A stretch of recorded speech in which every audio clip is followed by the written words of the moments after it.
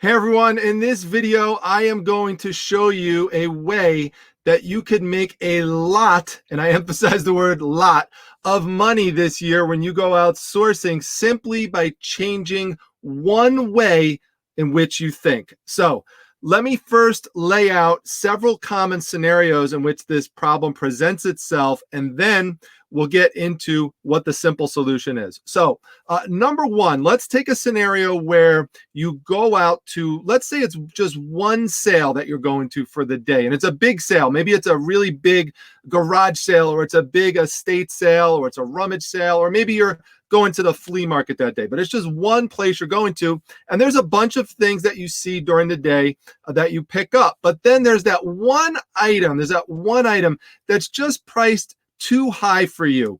It's not, maybe it's not astronomically higher, but it's just a bit too high compared to what you would normally pay. So for example, when I went and did the haul video to treasure hunt on the first estate sale that I went back to here in central New York, you may remember that I came across this Lowenbrow sign. Now, I love this sign. Now, that is so funny that I got an offer for that Becker DVD set, because I was just going to bring that up in a few moments, but we'll get back to that soon. But this is a great sign, right? That's an awesome sign. It looks really cool. Now, normally I only pay like $10 for the average sign, but this really stands out.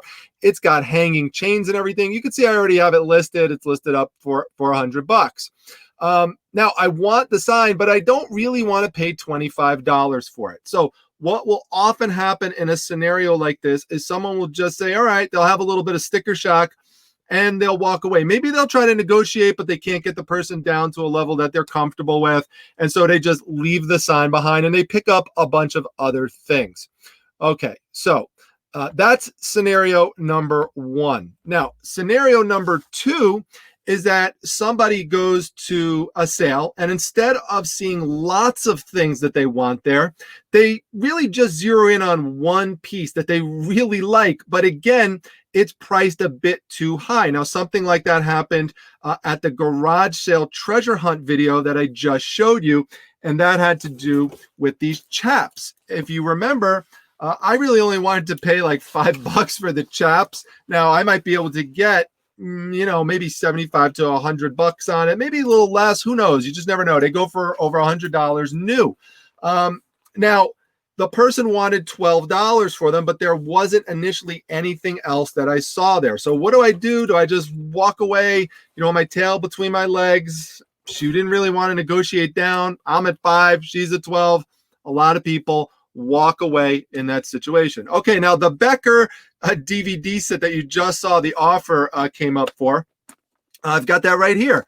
Now, you might remember that I showed this at the garage sale treasure hunt video that I went to, and this is a different scenario. Okay, so this is a scenario where you're going to a lot of sales in one day, and there could be multiple things again at this one sale that you see that you like, but the one thing, maybe it's priced a little bit too high. Now, for this situation, it wasn't. It was priced $2, and that's normally what I pay for DVDs. But let's just say, for sake of example, that the person wanted $5 for this DVD set. Now, it generally goes for about $40, sometimes a little bit higher than that. So again, what do? Do you walk away from that scenario? Now, we could have a situation, there could be a lot of people who are here who say, all right, you know what?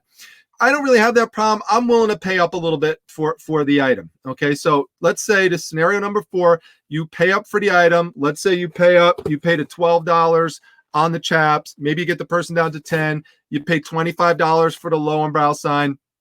And then it comes time to list it, and it comes time to sell it, but you're having a hard time making a deal because you have, let's say, $25 invested into the sign, and the amount that people are offering you, you don't feel like it gives you enough wiggle room. Let's say the person offers you $60. You don't feel that's good because you offered, you paid $25 for the sign. You may have to factor in shipping costs, that sort of thing. It just doesn't work out. You're not comfortable with the profit margin. So as a result, you can't make the deal. Okay, so how can you change all of this, everything that I'm telling you? What you have to do is you have to think in terms of the big picture, and you have to think in terms of lots. what do I mean by that? So let's go back to scenario number 1. Okay, I'm going to share my screen again with you. So hang on here. Let's get the Lowenbrow sign up again. So let's say this for $25, right? I paid it $25 for it, and I get a bunch of other things. Now, if you remember from this sale, I wound up paying $100 for everything. This was the beer collectors haul video that I went to. Okay, well, one of the things you may remember me getting was this. Remember this? This was the inflatable Northern Exposure. It had the moose. For those of you wondering what it looked like, by the way, this is what it would look like all blown up. So that one, as you can see here, it says $75. It sold for $70. So I already made the majority of my money back from just that one sale. Okay, so it's going to be very easy, given the volume of items that I had there, to easily go over $100. Okay, so once that happens, once you're into that point where you've made your money back, okay, and this gets back to point 4, okay, you cannot think of this anymore as that you have $25 invested into it. Technically, you did. Let's say you paid up to $25, but really, once you've made your money back from the other items in the lot, the way to look at this is that you don't have anything invested in it anymore, because you're not thinking of it per item. You're thinking of it by the lot. That's the key. And that's also the key to solve the first problem that I presented to you, which is that, yes, this one might be overpriced a bit. Maybe, depends on your opinion on it. Maybe you think that's fair, but let's say you think it's too high. It's fine to pay a little bit more for this, because you know you're going to make it up with the other items that are underpriced. So for example, this one was totally underpriced, and I was able to pick it up and make a really easy $70 flip that literally sold within days for this piece. So you have to think of it that you're going to make up for it another way. If it's a sale where there's multiple items and you're lotting things together, just try to think of it that way, that you'll make it up with the other items. So that's that scenario right there. Now, what about the scenario where we have the chaps? Okay, now in this scenario, there weren't necessarily other items that you initially saw there that you liked that you could pair up with this to make a deal. But that's why you have to look around. That's why you have to give a second look.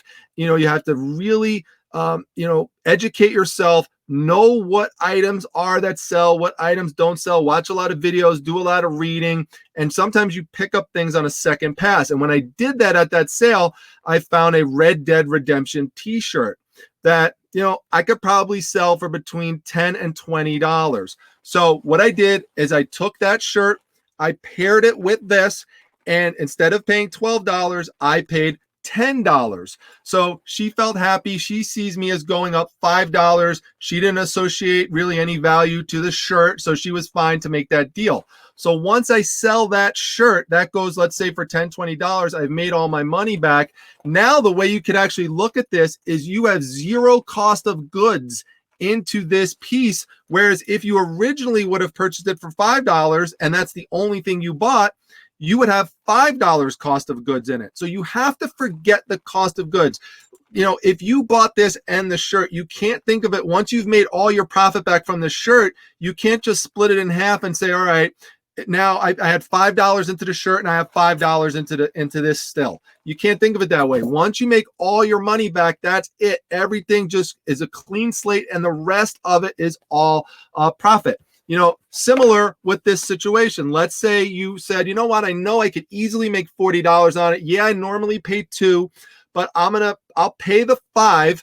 I'm either going to make up for this with other items that I pick up at the sale that are underpriced, but let's just say, for sake of argument, there's nothing else at that sale that you can make it up with. There's nothing else underpriced. Everything else is fairly priced. Okay, fine. So the next thing that you do is you go to the next sale and the next sale and the next sale. And if you want to see this play out, just go back to my prior haul video, my prior treasure hunt, the first garage sale back in Central New York, and you'll see that exactly happen. You'll see other sales where things were significantly underpriced that I was able to pick up. You will see that I was able to purchase other things in lots, like all the things from that bowling collection that I got. The person didn't even bother to piece it out, just looked in the bag and said, how about 10 bucks for that? You've got to know based on experience that that kind of thing is going to happen. And now I had a greater inkling that it was going to happen at that particular sale or set of sales. It was a community garage sale because I was in an area that based on experience, I know that I do very well at, and I know there's lots and lots of collectibles there. So that's another thing. You really need to know your area because that's going to increase the chances that you're going to be able to say to yourself, you know what?